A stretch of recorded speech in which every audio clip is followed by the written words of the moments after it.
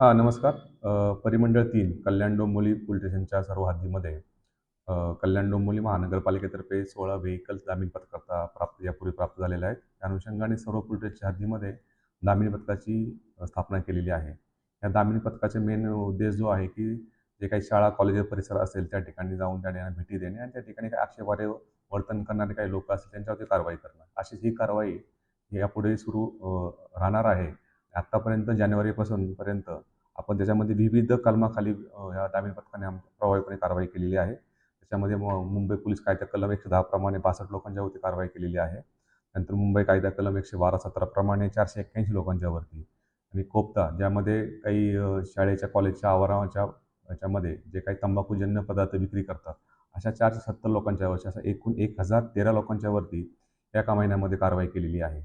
आता जे काही सण उत्सव किंवा काही डे साजरे होण्याचं प्रमाण जे आहे स्कूल आणि कॉलेजेसमध्ये खूप मोठ्या प्रमाणात वाढलेलं आहे. याच्यावरती आमच्या दामिनी पथकाकडून ही कारवाई सुरू आहे.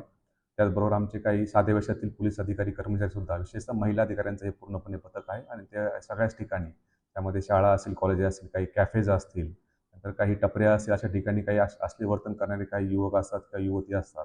त्याचप्रमाणे काही त्या ठिकाणी मोकळी मैदाने आहेत किंवा उद्याने आहेत. अशा ठिकाणी पण काही त्या ठिकाणी तरुण-तरुणी येतात आणि त्या ठिकाणी काही बीभत्स असं वर्तन करण्याचं सुद्धा लक्षात आलेलं आहे.